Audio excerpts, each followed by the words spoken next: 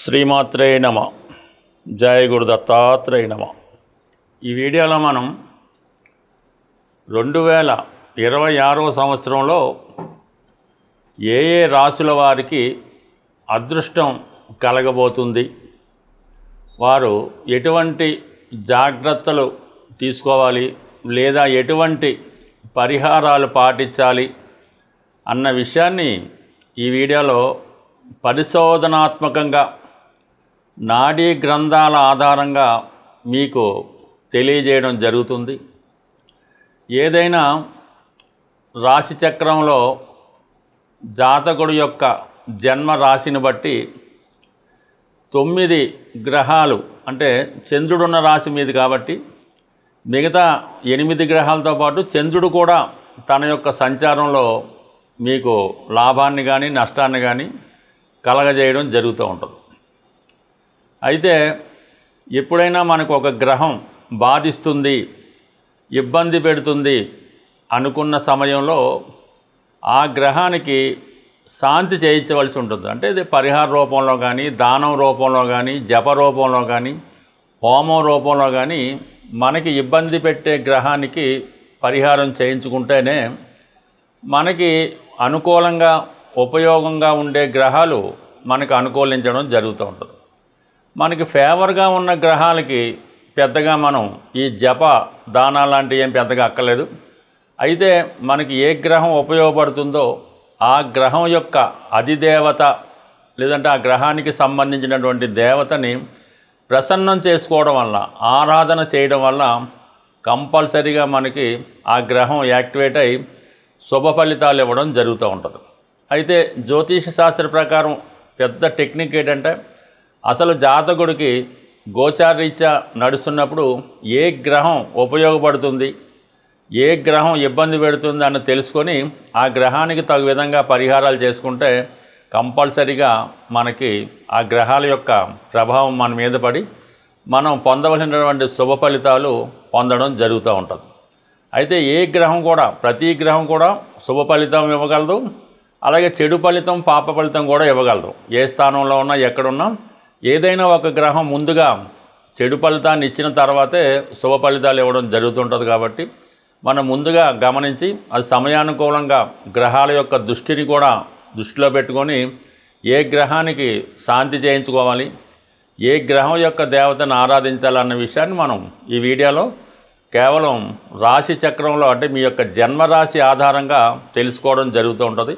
మరింత లోతైన ఫలితాలు కావాలంటే మాత్రం లగ్నాన్ని బట్టి, జరుగుతున్న దశను లగ్నంగా తీసుకొని అనేక రకాలుగా మనం ఆలోచించవలసి ఉంటుంది. ఇప్పుడు కేవలం మనం చంద్రుడిని బేస్ చేసుకునే గ్రహాల యొక్క స్థితిగతులు, స్థానాలు తెలుసుకోవడం జరుగుతుంది. అలాగే ప్రతి గ్రహం కూడా వివాహ విషయంలో శుక్రుడిని, వ్యాపార విషయంలో బుధుడిని, ఆరోగ్య విషయంలో రవిని, ఇలాగ ప్రతి గ్రహాన్ని మనం ఆ గ్రహాల మీద గోచార సంచారాన్ని కూడా తెలుసుకొని చేయవలసి ఉంటుంది. బట్ ఏమైనా మనసే ప్రధానం కాబట్టి చంద్రుని ఆధారంగా తెలుసుకోవడం జరుగుతుంది.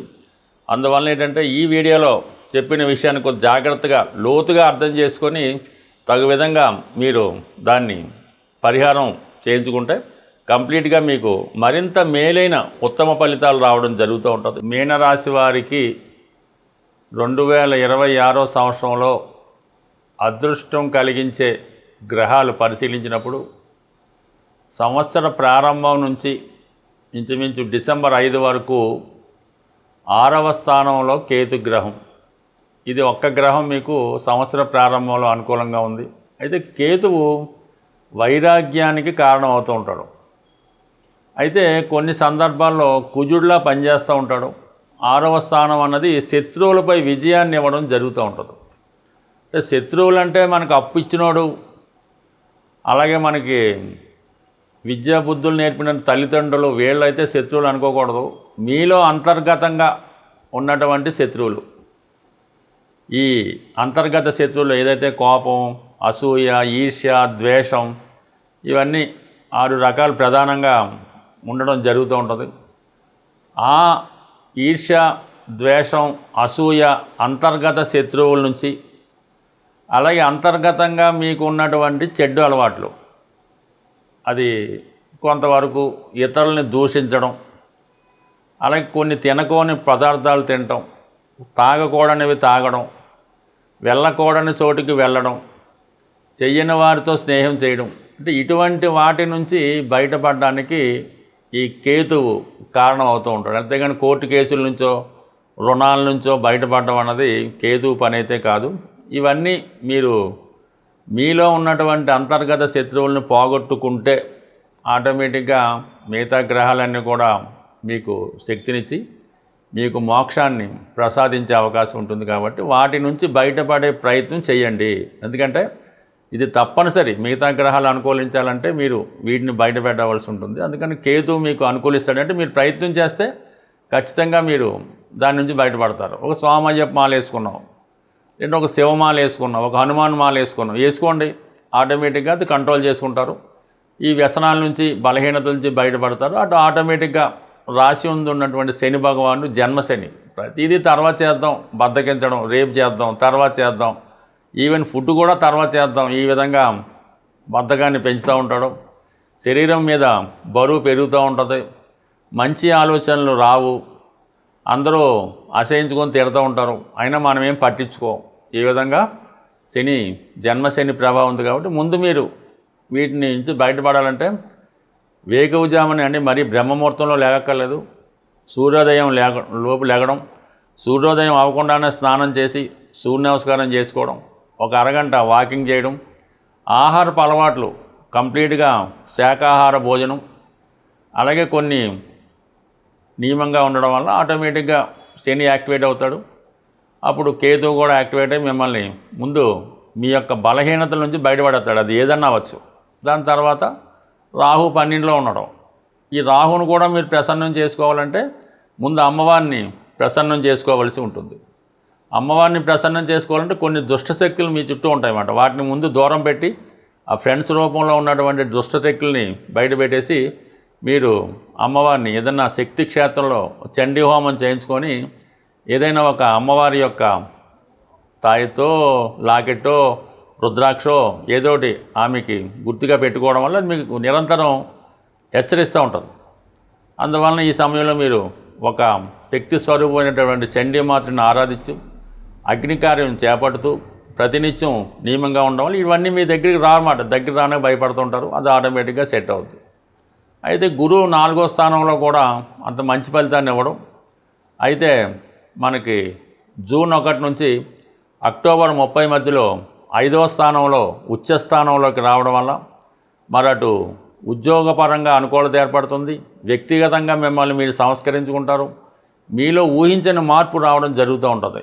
ఎప్పుడు జూన్ 1 నుంచి అక్టోబర్ 30 మధ్యలో. అందుకని నిరంతరం మీరు గురువు యొక్క ఆరాధన, దత్తాత్రేయుడిని పూజించుకోవడం, ఏదైనా ఒక దత్తక్షేత్రాన్ని దర్శించడం, గురువు యొక్క పాదుకల్ని మీరు నిరంతరం సేవించడం వల్ల గురు పాదుకలు అంటే మనకి ఈ దత్తక్షేత్రాల్లో అమ్ముతూ ఉంటారు, వాటిని తీసుకొని ఒకసారి స్వామివారికి స్పర్శ తగిలించి అవి మీ దగ్గర మీ టేబుల్ మీదో మీ దగ్గర నిరంతరం ఉంచుకొని ఏదైనా పని ప్రారంభించే ముందు ఆ దత్త పాదుకల్ని సేవించి ముందుకెళ్ళడం వల్ల కంప్లీట్గా మీ జీవితంలో మార్పు రావడం జరుగుతుంది.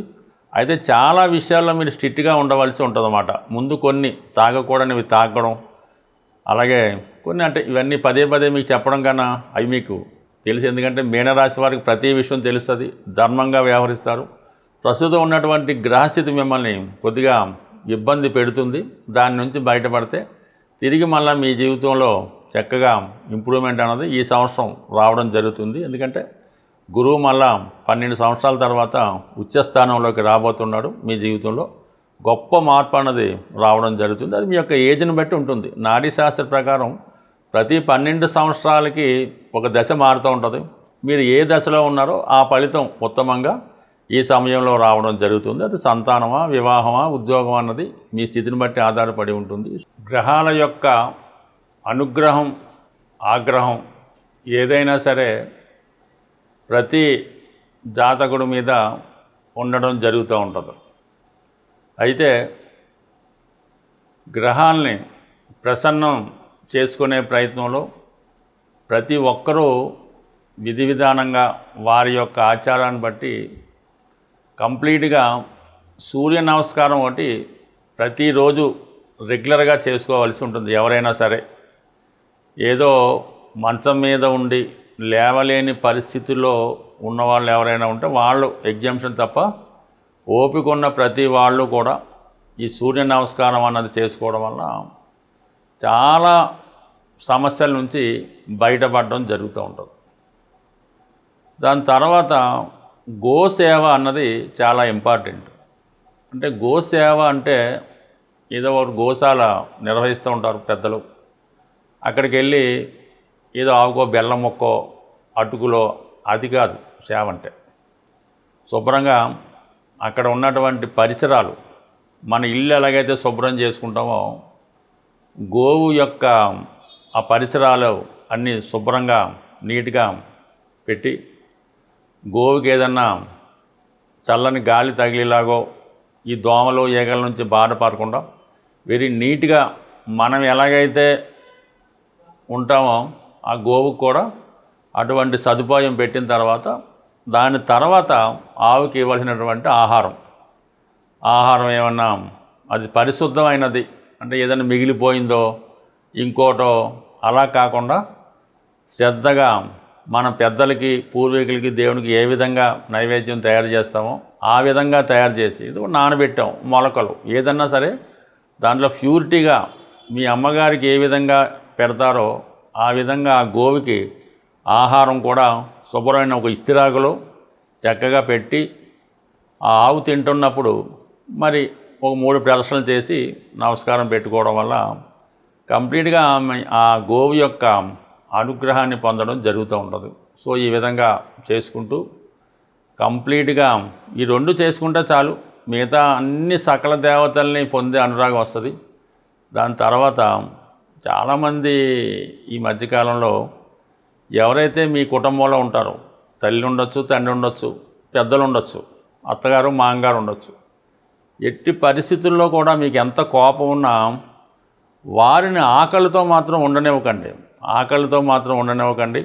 4 పూట్ల వారికి కనీసం ఈ బిస్కెట్లో ఏ ఆహారమో ఏదో పెట్టాలి తప్ప ఒకరి మీద ఒకరికి కోపం చూపిస్తూ ఎక్కువగా ఈ మధ్యకాలంలో అత్తమామల్ని ద్వేషించడం, సరైనటువంటి ఆహారం పెట్టకపోవడం, అలాగే మీ పిల్లలకి వాళ్ళ మీద ద్వేషం పెంచే విధంగా మాటలు చెప్పడం, ఇవి మీ కుటుంబం యొక్క పతనానికి కారణమవుతుంటుంది. ఫ్యూచర్లో మీ పిల్లలు ఎందుకు పనికిరాని వాళ్ళుగా తయారవడానికి రావడం జరుగుతూ ఉంటుంది.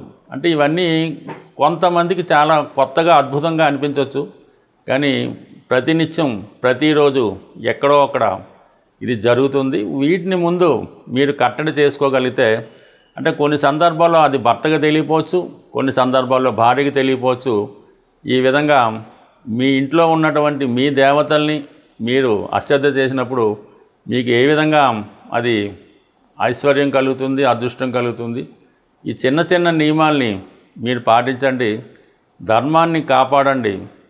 అయితే మీ తల్లిదండ్రులని అత్తమామల్నే కాకుండా మీ చుట్టుపక్కల ఎవరన్నా అంటే మనకు సేవ చేస్తున్న వాళ్ళు, మన దగ్గర పనిచేస్తున్న వాళ్ళు, కనీసం ఇరుగు పొరుగు వాళ్ళు, పిల్లలు కానీ పెద్దవాళ్ళు కానీ ఆకలితో ఉంటే అది ఎవరికి కూడా రానించదు, దేశానికి కూడా అంత క్షేమం కాదు.